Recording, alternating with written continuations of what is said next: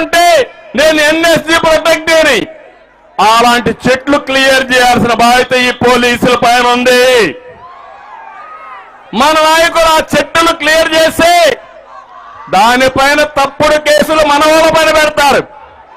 ఒకటే చెప్తున్నా, count down ప్రారంభమైంది.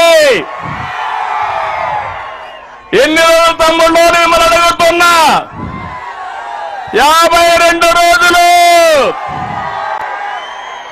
ఆ 52 రోజుల తర్వాత తెలుగుదేశం జనసేన సునామీ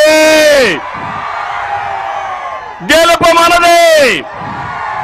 అనుమానం ఉందని అడుగుతున్నా. అడ్డం వస్తే నిలువుగా తొక్కుకుంటూ పోతాం తప్ప నిలిసేది లేదు. సిద్ధమని మిమ్మల్ని అడుగుతున్నా. ఏమమ్మా సిద్ధమని మిమ్మల్ని అడుగుతున్నా. ఏం తమ్ముళ్ళు సిద్ధమని మిమ్మల్ని అడుగుతున్నా.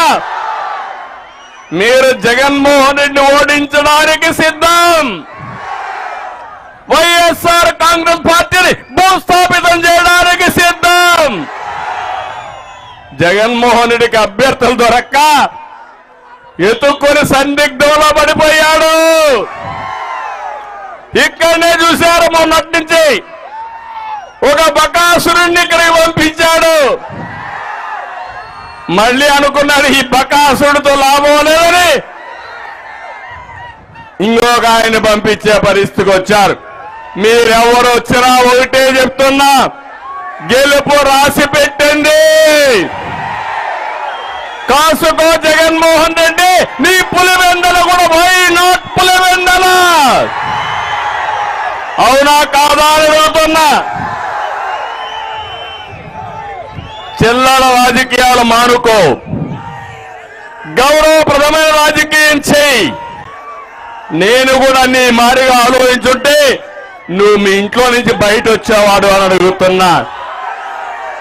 నా రాజకీయాల ముందర నువ్వు ఒక బచ్చా. అవునా కాదా? వీళ్ళ నాన్నే భయపడ్డాడు. అలాంటి ఈ బచ్చాకు నేను భయపడాలన్నా తమ్ముళ్ళు అని మిమ్మల్ని అడుగుతున్నా.